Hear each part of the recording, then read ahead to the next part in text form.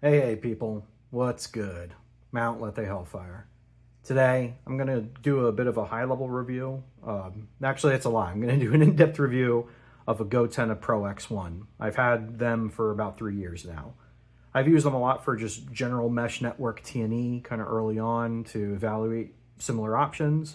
I use them from SAR, search and rescue volunteer work I used to do, for training when I had an established training group before I moved, and also for hunting. And mostly that, just to keep track of folks, especially when we're pushing deer.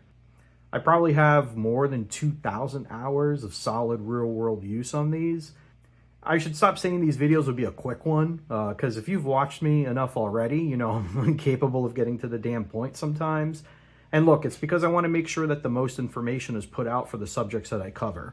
Be you a novice or an expert, self-proclaimed or not, I just want to give you the most information possible for you to make a decision with, or if you're just bored listening, to fill in the time.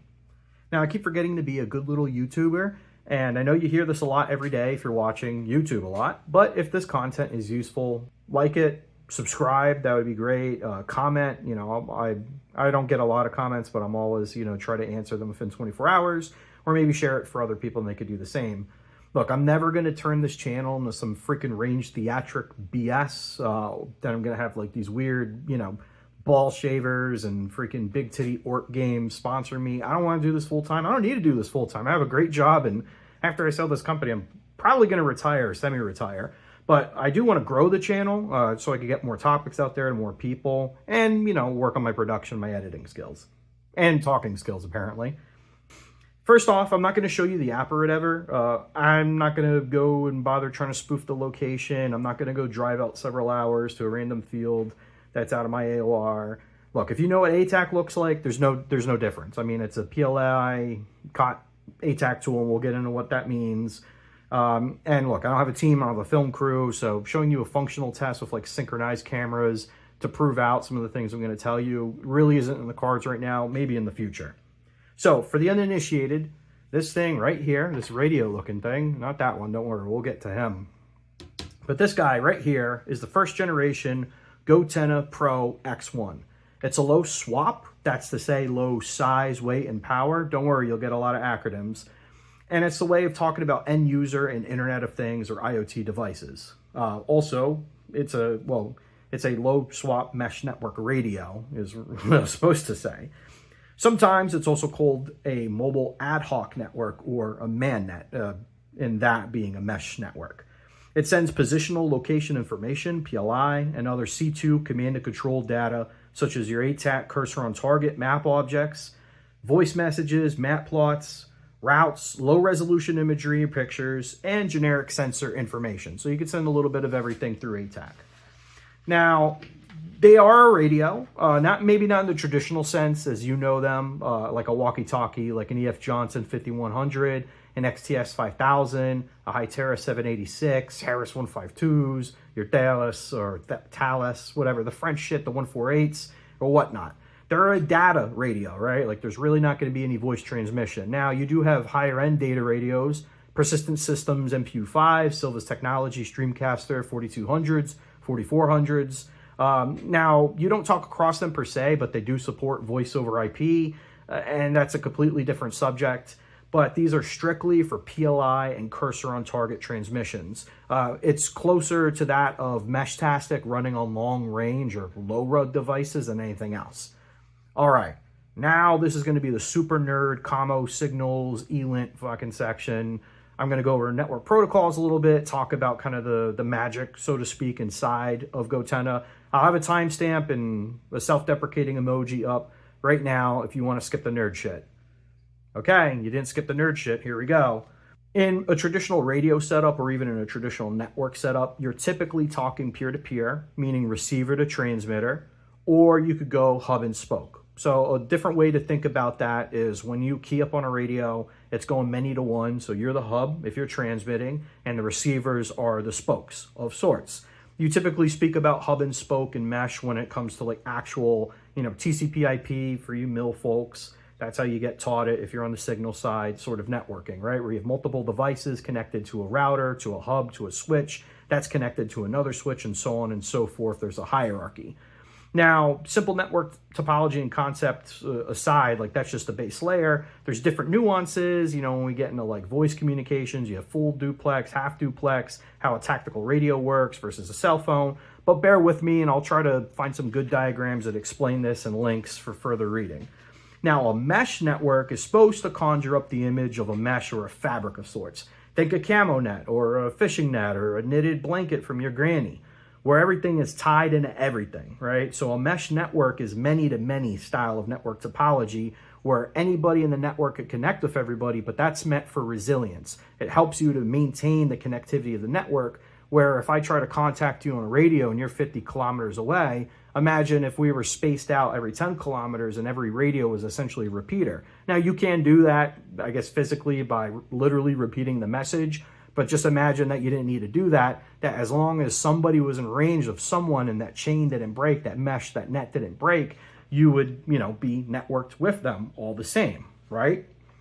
Now, in a mesh network or in a man net, the radios, the things in the network are called nodes, and they route the messages off of each other. This can be done in a broadcast way, like many-to-many, kind of shouting out, flooding out, or unicast, especially if the mesh network has, you know, some intelligence, some smarts to it in its protocol to understand, like, hey, I know that this node in the mesh is actually close to me, so I need to broadcast this to everybody asking us where, hey, I'm node A, and that's node C, and I have to ask node B where node C is if I know where node C is. Now, bear with me, right? So the reason this is important is because it helps with fault tolerance. So messages don't get lost if you're out of range. You don't get transmissions dropped, especially if we're talking mission critical sort of information or PLI information when you want to make sure that grandfather didn't get mauled by a bear or fell off of a cliff or something. So let's say if you sent an ATAC message privately to a specific person or to a specific group, that's too far. But, you know, going back to the radio kind of retrans example I gave before, if you have a node at 5 and another one at 10 kilometers away, the mesh network could route across those different nodes to get the packets to the right person. And again, it's like if every radio or cell phone had it, you know, was attached to its own antenna base station and it was a retransmitter or a repeater in its own right. Now, this is great for tactical, law enforcement, medical sort of applications, but hey, if you do any overlanding, hiking, hunting, boating, anything that you're going to be doing with a lot of people or maybe with a distributed group of people and you might not all be in reach with each other. Now, that doesn't mean that you're not going to be in voice comms like, you know, P25, DMR, regular GMRS, MURS sort of comms, and that's probably a better option for you. But if the PLI and the C2, you know, ATAC cursor on target was important for you, that's where a mesh network, a man net, really comes into its own play. Now, mesh networking, as you may have picked up on, needs to have some intelligence, it has to have some smarts. So when GoTenna was funded, when GoTenna was founded, but also when they were funded, on their software IP, it's called Aspen Grove. The Aspen Grove is what powers their mesh, essentially. And it's named after aspen trees that have interlocking, interconnected roots within, you know, the same patches or groves that they grow in. And within, there are 3 things that make it work its magic. And look, seriously, I build software for a living. I work on security products. I work on AI, like actual, you know, like building and training LLMs and training, you know, unsupervised machine learning algorithms, even though that's ML, it's not AI. I use big data systems and whatnot. Look, I do a lot of software, and this stuff may as well be magic, and that's the easiest way to explain.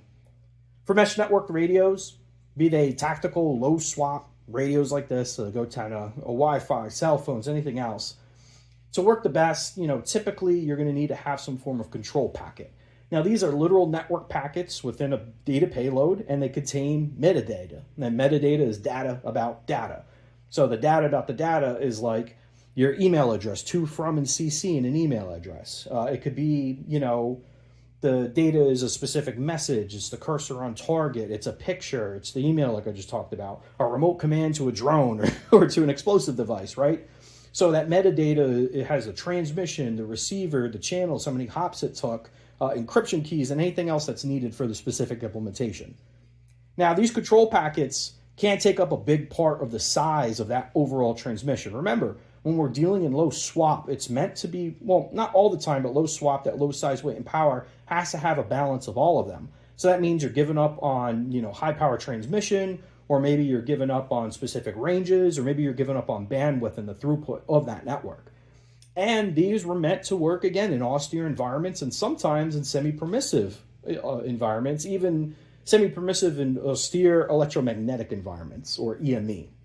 Think of a city with a ton of background interference, a bunch of radios and repeaters, or an area with adversarial electronic attack assets. Not to mention the freaking SIGINTers who might be working as electronic support to support a larger EW mission looking to kill your ass.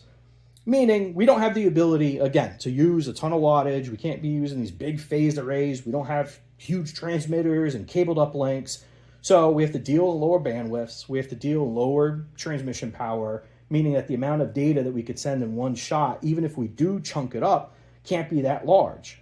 So I'm talking kilobytes at a time, right? A 12 megapixel camera sensor, just taking a regular kind of 4:3 aspect ratio type picture, or even an MP3 of a 4-minute song, and like a mid-range sampling rate. We're talking, 1.5 megabytes, right? Even now.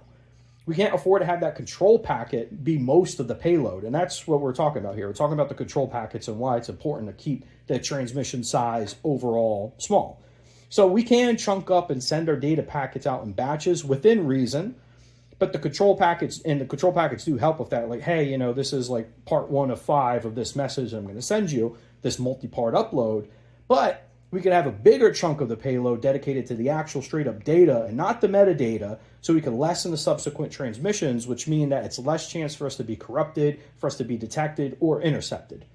All that yapping about packets is to say that the main thing the Aspen Grove mesh network gives you, right, is that it embeds the control packets in the data packet. So now they're not just coming as their own giant chunky packets, they're coming in as headers or frames within the data transmission.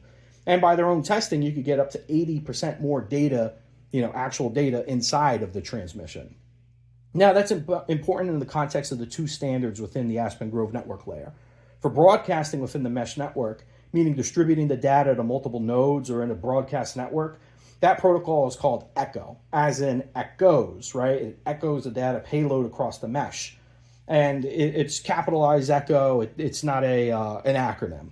Then you have Vine, same thing, not an acronym. It's for unicast, right? Like I was talking about way earlier. So that's for your one-to-one uni, right? Broadcast is one-to-many, and then uni is one-to-one, right? Or broadcast could be many-to-many, technically, right? And that's, again, for one-to-one communications, and it's called Vine, like, Vine of the Grove, of Aspen Grove, those freaking aspen trees that connected together.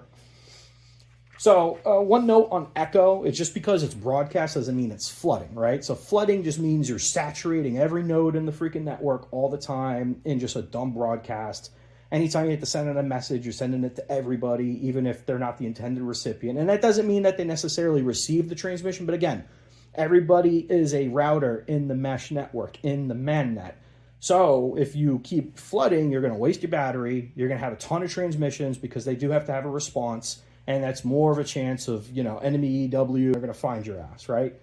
So Echo smartly broadcasts. I guess it's more controlled. You could think of like the echo or the pinging of a sonar radar, the sonar or a radar. I guess you could ping both. Very directed. You're only using it when you need to use it, right? So anytime that there's a broadcast in the mesh, the radios remember. They keep track of these route tables of where everybody is, and they continuously read the data packet, or those control headers, right? The control headers all the time will have the amount of hops, the receiver, and the transmitter. So they could keep track of like, okay, I know that this guy's 3 away, so I'm always going to have to use echo. And I know that this guy over here is within range, so I'm only going to have to use Vine. The less transmission, the better the battery life is, because it's not just your transmissions, you're picking up everybody else's. So the more people you have in a network, theoretically, you'll have more transmissions, more battery waste. So it all works together, right? Now, this is important because it allows better transmission performance, it saves power, and it lends itself to LPI and LPD, which I kind of touched on. These acronyms are low probability interception and low probability detection. So if you're familiar with MCON, or emissions control in the greater sense of electronic warfare and passive electronic protection protocols and SOPs, that's pretty much what that is, right? So by minimizing the number of transmissions, by minimizing hops, minimizing power output, like, 5 watts versus 2 watts, or 2 watts versus 5 watts, and minimizing the bandwidth, it's going to be harder, theoretically, to detect you with an electromagnetic environment, let alone intercept you. So either from a communications intelligence perspective or comment, like hearing you, or from an electronic intelligence perspective, ELINT, like, reverse engineering a data transmission, cracking encryption, or even more general, electronic support activities within the greater EW mission satisfied by various SIG-inters, which is to mean they're literally going to try to find your stupid ass and send a fucking, sunlighter or a small diameter Grand Lodge bomb right up your ass, right? So look, I swear the signals nerd talk is going to stop soon. The last part of Aspen Grove is what their scientists, and literally scientists created this, right? The real kinds, right? Like electrical engineers and radio and RF theory type guys. So they call Aspen Grove a carrier sense multiple access light, CSMA. Bear with me. So CSMA, carrier sense multiple access, is a type of medium access control, or a medium access control protocol rather, a MAC protocol. And yeah, that means the MAC address of your computer or webcam. So MAC is in layer 2, or the data link layer of the OSI model. And that's one above the physical hardware. So the physical hardware meaning the radio, the antenna, and this is that data link that actually is the electronic interface into it. So it's pretty close to the physical layer, which allows it to, interpret transmissions and interpret if there's any traffic or whatnot on the network. So CSMA is, again, defined as a MAC protocol that verifies traffic is absent before it transmits. So not sending a message on the mesh when the specific frequency, the specific channel is being used. This is so, you don't interfere with yourself, you don't DDoS yourself, you don't, well, not DDoS, but I guess it would be a DDoS in the mesh perspective. But yeah, a distributed denial of service. So you're making sure you're not going to interrupt anybody. You use CSMA every day. You want to know why? Because Ethernet is a form of CSMA. Wi-Fi is a CSMA. And they each have their own ability for detection collisions as well, though Ethernet detects it and Wi-Fi prevents it. And again, collisions are when there's something else transmitting. You could drop data, or you have to have repetitive retries. And again, we want low LPI, low LPD. So that CSMA light part is really in reference to the node control packet piece of Aspen Grove that we talked about. And again, every node transmits all the metadata about themselves, and then they could pick Vine or Echo or unicast or broadcast appropriately. Again, apologies for making you suffer through the nerd babble. The key takeaway is that the GoTenna Pro X is soundly programmed and it's performant. It good. Grug have good radio, right? You could securely transmit PLI and C2 information, both within ATAC and its own GoTenna Pro mobile app. Now let's get into easier to understand topics, right? These weigh 4.5 ounces. You could clip them on your armor, or you could use a dedicated mount from like Bunker Supply. They have what's called the Rugged Expedition case, the REC, and ruggedized, harder to disconnect connectors that won't get ripped out. Now those things are pricey, right? Like per unit, we're talking $350, but again, they're not really selling this to us, so to speak. So it's going to be pricey.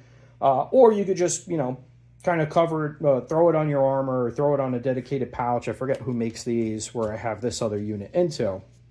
Now, the one thing I do like about the REC, that Rugged Expedition case, is that, this part right here, that lights up and that continues to blink as PLI and data transmissions are gotten. And, I'm not a huge believer in like Glenn camo is going to give you away and get you killed, but you're doing a movement in the dark and this thing is glowing, that's kind of obvious, or unless you're under thermal, then you're very obvious, so it doesn't really matter. Now, I think maybe now you could toggle that off in the app, or just turn it around, right? But like if it's like, hey, I want to check it, and I don't want to turn on the EUD because that's also a lot of light, that's just a way to make sure that you could quickly look at it.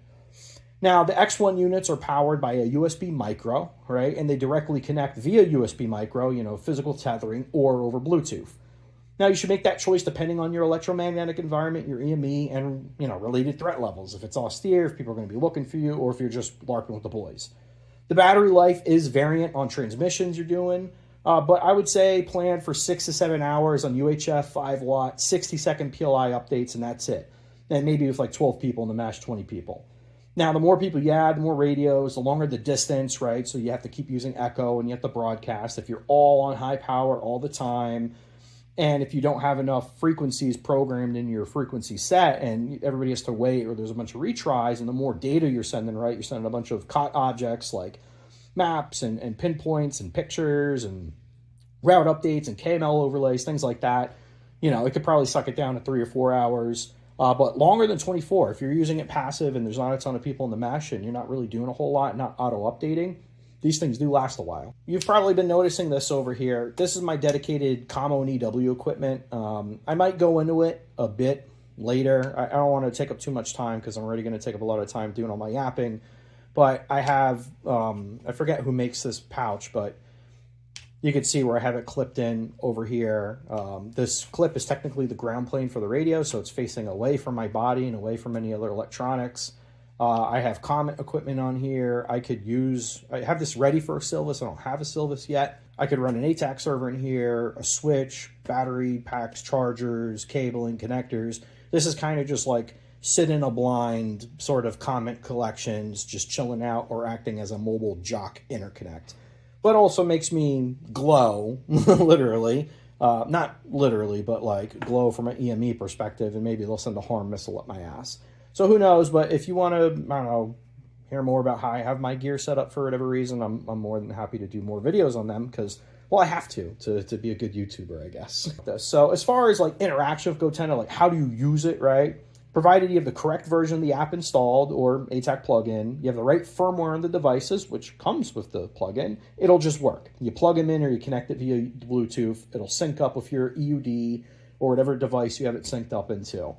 Now, you could update these these devices online. So if you're connected over LTE, 5G, Starlink, or whatever, you could enter your credentials for the GoTenna Pro app into the app, and then it'll pull down the latest data package and firmware update. Or you could do it offline, either with a Go Deployment Kit or a GoTac Kit, whatever they call them. They have like 25 radios or like 55 Gs, but that's for like your mill guys and your law enforcement dudes. Essentially, it's for a whole platoon. You could use that as your central update node. Now, as far as ATAC's concerned, each version of ATAC has a dedicated plugin, typically within a few weeks or maybe a month if it's like a major version. So like if you're going from like 4.1 or 5.1 to 5.2, it took them like 2 or 3 weeks to release that version. But when it went from like 4.11 to 5.0, it took almost 2 months from that major version jump for them to get it out. But, they always will, right? And now you don't have to contact support and then they send it to you in a Google Drive. Now they have it on the GoTenna Pro portal, which is nice. Encryption-wise, these things are AES-256 Galois counter mode, or GCM. That's the bulk encryption. In the ATAC application, COT's bulk encrypted before it's sent, right? And then as long as everybody's connected and you're all on the same network, you all have the same frequency set, it also shares the keys, right? It generates the keys on the radio. You don't have to do anything like that. Now, if you're using the GoTenna Pro app, it uses an elliptical curve Diffie-Hellman key exchange, or ECDH, and that's an asymmetric key exchange. It's used for secure, like RSA. It's meant for communicating over an otherwise unsecure network. You could exchange a secret and then be able to communicate with the other person. Now, that isn't different than AES2, or it's in addition to AES-256. That's just the key transmission digital signature.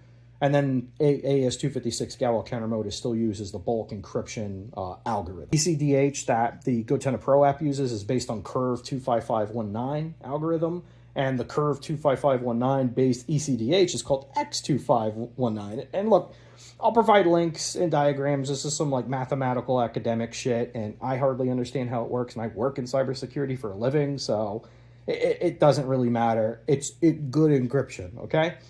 Now, let's talk about mission plating ranges. In my own testing around like old quarries, heavily forested areas, kind of doing the SAR thing, kind of running around the woods with the boys in Jersey and PA, and even fucking around in Harlem and parts of the Bronx where I still got family.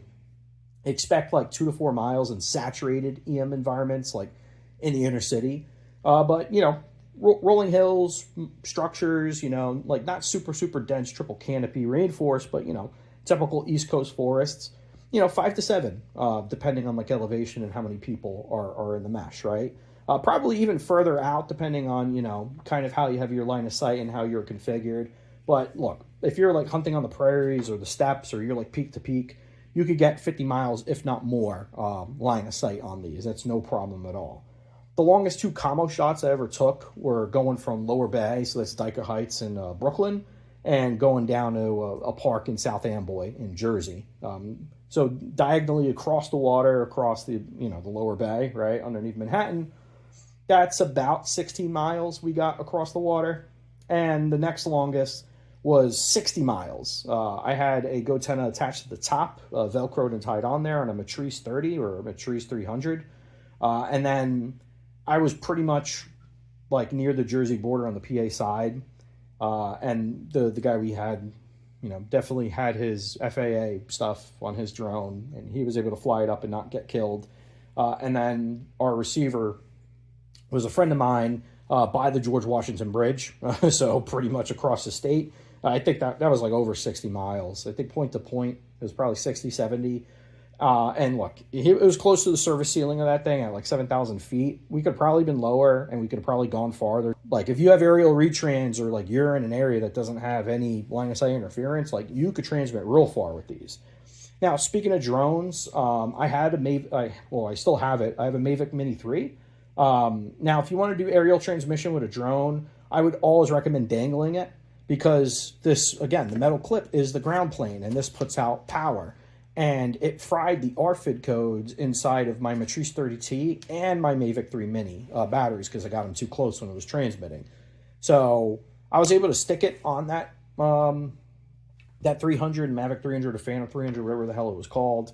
I was able to stick it on top of my 30T, but sticking it on the Mini 3 immediately fried it. It thought the battery was out and just kind of auto-killed the drone, which shouldn't work. Like if the drone should know it's flying irrespective of the battery. But now if you're going to be vehicular, this is no problem, right? I mean, if you're in a car, a boat, a plane, a train, a helicopter, you'll be fine.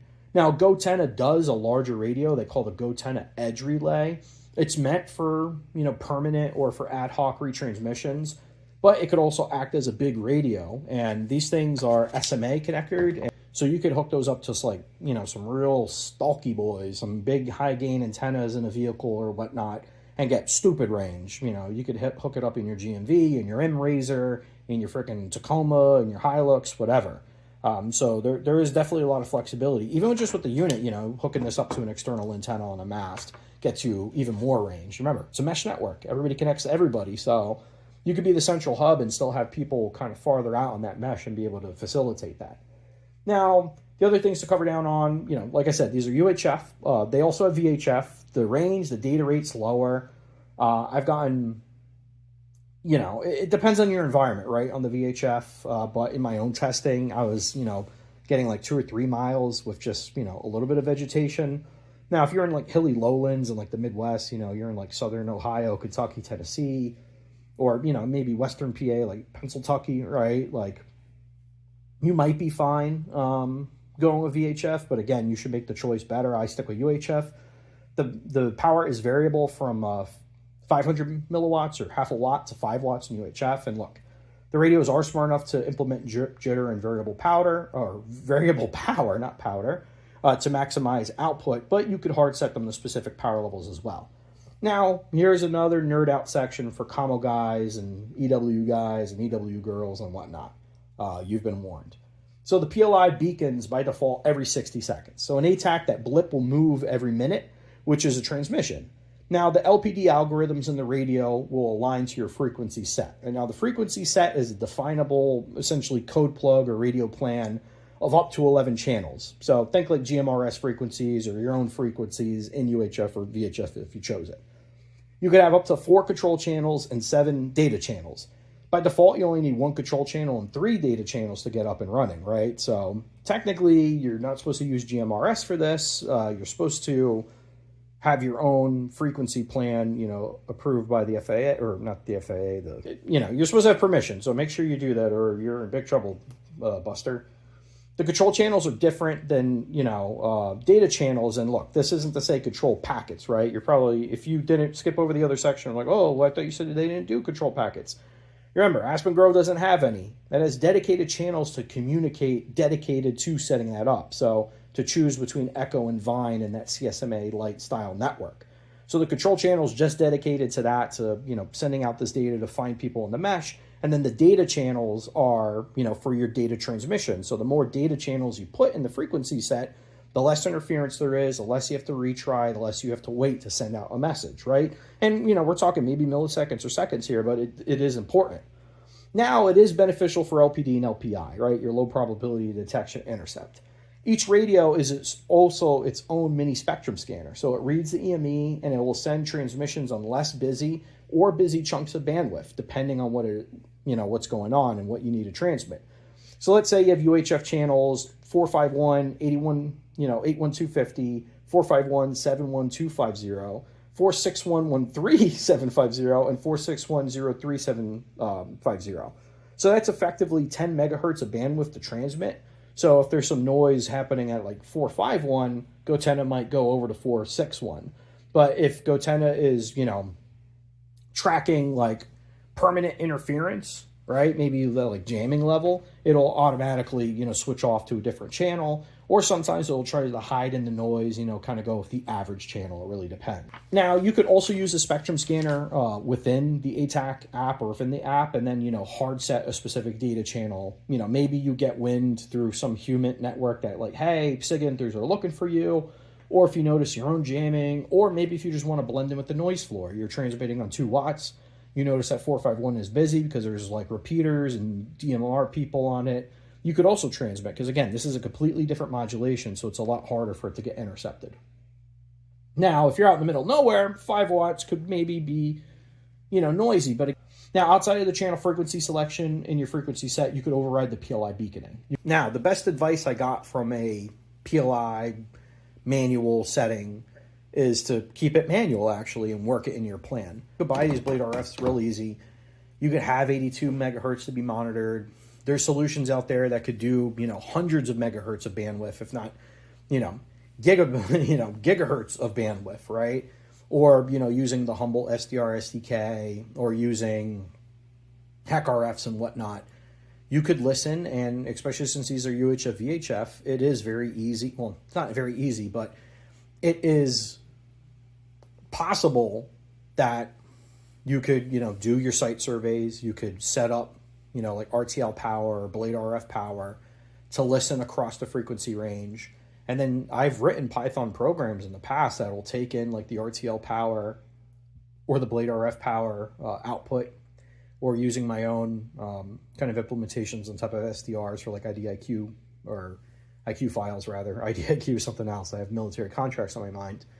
And yeah, you could, use matplotlib, Xarray, to build just basic visualizations and heat maps. And, if there's enough of an anomaly or enough of a hotspot in an otherwise quiet channel, you can pick these up. LoRa is hard to do, right? Because it's at 900, but something like this, especially if you're at 5 megawatts and you have a bunch of people and they're all synced up, that's where you become noticeable, right? And that's why jitter is important. But again, the best thing I ever got told was by, my FSR, the field support rep.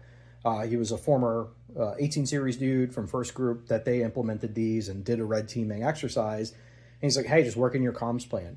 Have like every 30 minutes plus or 5 minutes that you go into the app and you send your location. This is if like the ODA split off into cells, or if guys are in 2-man recon teams, you're doing an SR mission, or like you and your fellow prepared citizens are out in the bush in 2-man teams across your 10-person element. And, maybe you only have a couple of these radios to use, or maybe you only have 2, or maybe you only have 3, right? Obviously, you would want at least 3. Otherwise, what's the point of a mesh network? And then, you could send it manually that way and, keep the ATAC stuff down. And then maybe you have it in the comms plan that, hey, do the first one at 25, the next one at 35, the next one at 30. That's a lot of cognitive overload. But again, anything that'll help you, with that MCON, that emissions control, that'll help you remain undetected or harder to detect, right? So now, users of the radios, right? Like I mentioned, various ODAs. First group I know of, 7th group I know of, some dudes I worked with directly, when I still had an Instagram. Folks in the Marine Corps, active and reserve component, Air Force active and reserve component, and then several agencies that are, of course, close to GoTenna, New York and Jersey City. So PA, Jersey, New York, Connecticut, Massachusetts, Customs Border Patrol are all using GoTennas. Now, look, LEO and rescue teams could also face adversarial EW threats. We know that the extreme elements, the ideological guys, right, the Austrian mustache painter aficionado dudes in the Ukrainian military, IDAR, Azov, Kraken, 1 Dnipro, 2 Dnipro, Russian Volunteer Corps, Belarusian Volunteer Corps, and then likewise, former Wagner guys reconsolidated into SPDs and DRGs, and also FSB border police within the Russian MOD, they target and seek out emergency service and rescue fire crews on purpose, either double tapping them with artillery and precision guided munitions, or actively seeking them out by the radio transmission because it's mostly in the clear. Now, most of us, thank God, I think if you're in America, we don't live in a war zone. And we don't need to worry about EW or SIGINT, right? Unless you just want to sound cool on Reddit or Instagram, or like me, an asshole on YouTube. But look, it's a real threat to professional end users, and it's something to keep in mind, and you should train like a professional end user. I'm not saying go LARP as an 18 Echo. I'm saying that train out the scenarios to the extreme. You know, a black bear or an elk buck ain't going to DF you. They're not going to conduct an electronic attack on your team of hunters. But having that operational rigor to practice a full battery of like electronic protection SOPs and MCON, I think is good training, right? Because look, there's other prepared citizens out there. Not all of us are going to learn the skill for good. Some of us are going to take all this cool tactical knowledge we have of cyber and EW and comms and signals and, you know, vehicle skills and shooting skills and CQB and all that cool shit. And, you know, the people that you might shoot the shit with on Instagram and Reddit on YouTube may go from like your best buds that you talk about this goon stuff with to suddenly they're the warlords in the next zip code in your AOR. Look, we've seen cartels and sophisticated organized crime groups here, you know, mafia, Crips, Bloods, whatever you want to call them. You know, they employ SUAS, they employ EW, they employ cyber. They use multi-domain tactics to achieve their objectives. Sometimes it's literally tracking people. Sometimes it's to avoid you, right? And within that vein of thinking, well, actually not really, but within the vein of thinking of like bigger multi-domain stuff, there's also the integration capabilities, and that's where it really shines. Aspen Grove, again, it's a MAC, it's data layer protocol. It doesn't care the underlying network medium.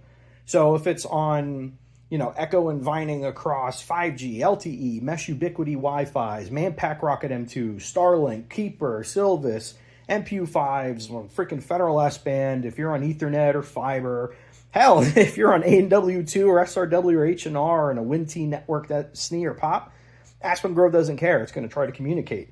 This gives you further flexibility, right? Let's say, you know, your company size, if you're a company size element, you give all your freaking platoon leaders Silvis radios, or you give their RTOs Silvis radios, and you also give them GoTennas, and then you give GoTennas down all your squad leaders and to your senior NCOs.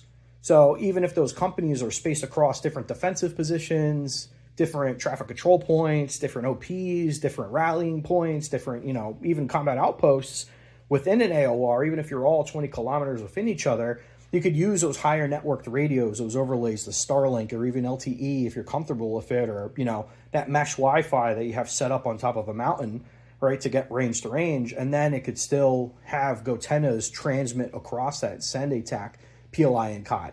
Now, that doesn't mean you could send bigger packets because it's still confined within the protocol within Aspen Grove, but that bridging, you know, that kind of piggybacking that you get really extends your usable range. So, you know, it maybe you don't have access to like SUAS or just some like persistent UAV system or aircraft or rotary, whatever, fixed wing or rotary rather. If you did have access to a different network connection, maybe to go back to like the home base and you're at your buddy's house and they got the tendies and the talk, and then you guys are out in the field, that's how you could also communicate, right? And they could send you the scores for sports ball out in the field for bridging, you know. So that's another reason to bridge the network so you get the LAN.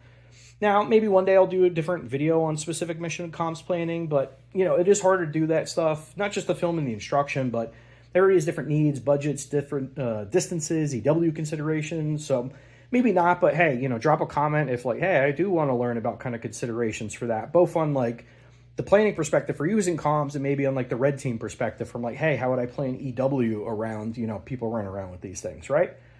Now let's close out on price. These pop up on occasion, right? I've gotten half of my units from eBay. I have not yet a dozen, but I have a couple units. So eBay, I've gotten some. They come up on TaxSwap and Sniper's Hide kind of rarely, but they do come up there, or they've come up there between the two, a grand total of twice in the last 2 years that I've looked for them. Now, retail, you do have to go to a GoTenna Pro partner. You can find them on your website.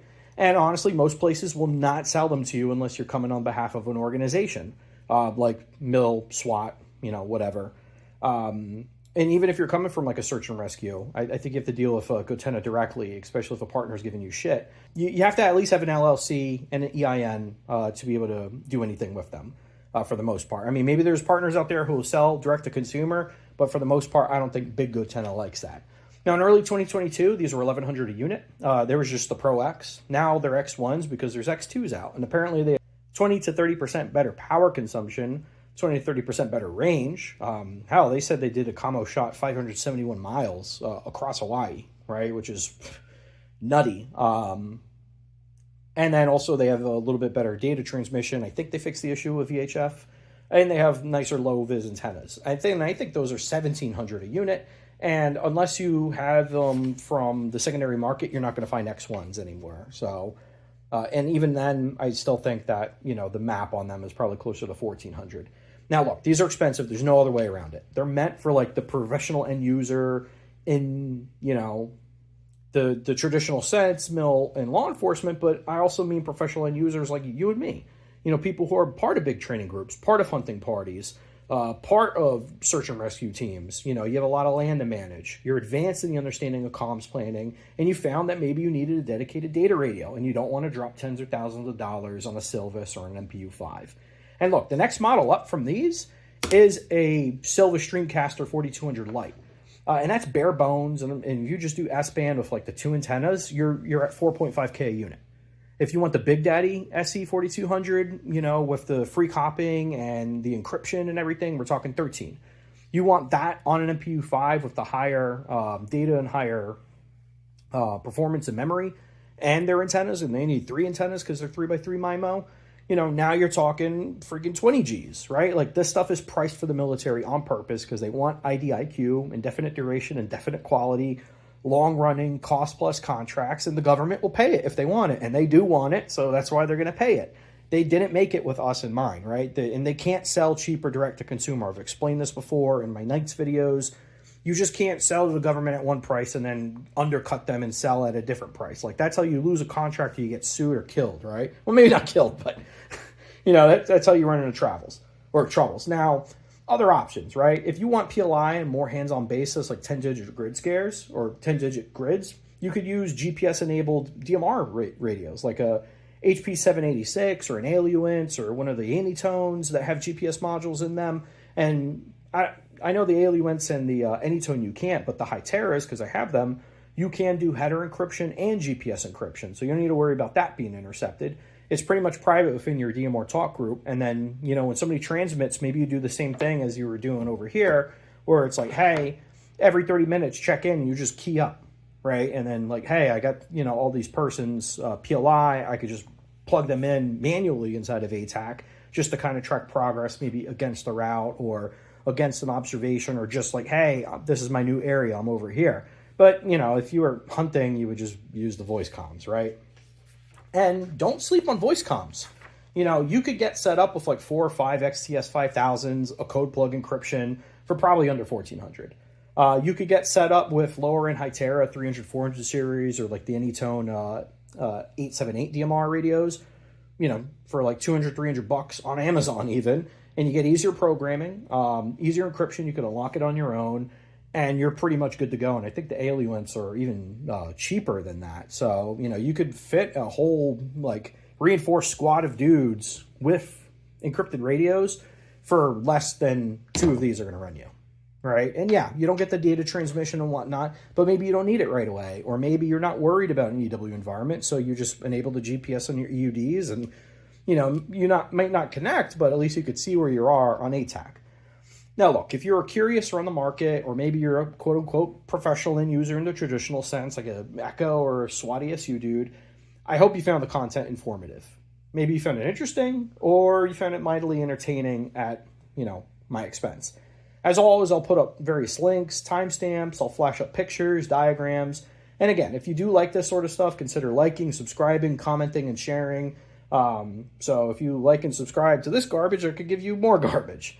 Now, this is one of the areas I feel I'm decently qualified to talk about, more so than like guns and suppressors and Knights and, you know, and lasers and stuff like that. I mean, I'm a decent shooter, but like I'm hardly an expert there. I'm hardly an expert here, but, you know, I did this professionally, And I still do this semi-professionally, and I would like to do it professionally again. Maybe not like the natty guard, but like a defense company, like for real. So look, if you're interested in this sort of stuff, I'm more than happy to put out more kind of advanced comms things like this. But as always, I hope you guys are all staying safe. Remember to check in on your loved ones and your buddies. And until next one, goodbye